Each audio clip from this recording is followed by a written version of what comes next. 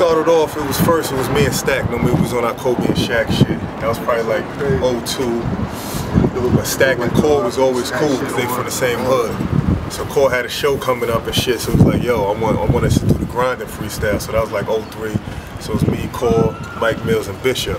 Everybody, 5 different dudes from 5 different parts of the rock, you know what I mean? So that's how we started the S5 shit. And after that popped off, Bishop went to jail, Mike Mills took off on a solo career, so it was just 3 of us. And then Chinx used to come through the studio all the time and shit. He used to always have a verse for every song he was doing, even though he wasn't even on the record, he just had a verse for it. So motherfuckers respected his hunger and his grind.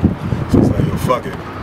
Let's put him down and shit. So it was 4 members, we couldn't be S5 no more, so we took the name Rockaway Riot Squad. That was a little clique for Redfern and shit, know what I mean? Old timers and shit, they was running around boosting, robbing banks, just terrorizing the hood and shit. So we took that moniker and ran with it.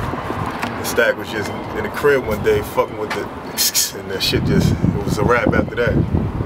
So how much of an influence Stack's had on the whole movement and everything like that? He had a good movement. He had an influence on me, little kids that didn't know him, know what I mean? Old people, everybody from the hood, man, because he was that next nigga to do it and shit, know what I mean? They knew his shit was genuine, his music was honest, so everybody just wanted to make it happen and wanted to see him win, so he had a big influence on me as well as the hood, you know? All right. So how much did his passing affect you as far as music and everything like that? It affected me a lot. At that point, I didn't even know if I wanted to do music and shit, know what I mean? I was running around bugging, like my head was chopped off, know what I mean, in the streets. I caught a case, I was out on bail, just still doing stupid shit. So after he passed, I didn't know what I wanted to do, but I knew at one point he wanted us to keep making that riot ring, you know what I'm saying? He wanted that S to sound like something, so I was like, fuck it, man. Gotta do what we gotta do, you know what I mean? So after that, what was your movements from there after his passing to keep everything going and all of that? After that, I got up with Core. Chinx was still incarcerated, so once me and Core got up, we just started making these mixtapes out and made it happen and started doing our thing. It was like, yo, fuck it, when Chinx come home, we gonna full voice on to make this shit happen even more. We still run, put out what? Riot, Second, 2, 3, put out 4 mixtapes after Stack pass and shit. Good quality shit, know what I mean? And then from there on, you saying you started going on your own solo career. What made you end up doing things like this? Because the whole time we was all solo artists at one point, you know what I mean? All of us, we was just, the crew was Riot Squad, that was the company, but we was all solo artists. Whoever got the deal first, we was gonna get behind them and perform it as one and just put all our energy into that, make it happen. So we started out, everybody started out the same. Stack was just grinding, man, going to the studio, knocking out 5 joints a day.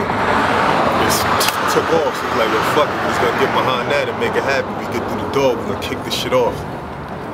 As far as all the other things about, you know, after Stack passing, the album not dropping, or the Dipset things and the Jim Jones rumors, how you feel about everything that's going on with that? The whole thing, a lot of people got misconstrued. Stack was still, an unsigned artist.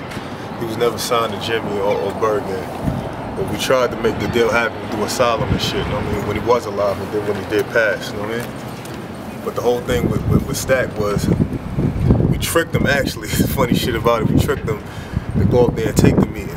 We used to see Jim alive, we'd be downtown Brooklyn, Marvin in the club, he'd look at us and shit. We look at him, we just keep moving and shit, he used to see us all the time and shit.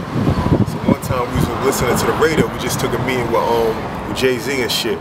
Stack went up there and spit for him and shit. Shout out to Jay Brown and everybody up there at the time and shit. So he's like, yo, what we gonna get to get Jay-Z to bite?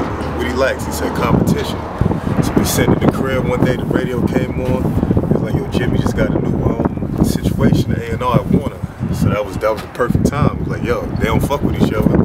So I started bidding war between them two, you know what I mean? See if we could get a letter of intent and get the most money out of it, you know what I mean? So we took the meeting. Stack still never knew this whole time, so we go up there, we see Leo Combs, like, yo, we want to see Leo and shit. Gas Stack up and shit.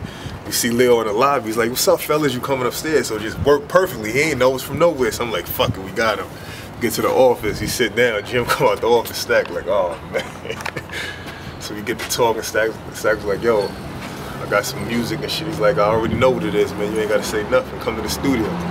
Went to the studio that night, got up with him and Max, and that's when they did the Bundles Can I Roll With You joint. The rest was history and shit.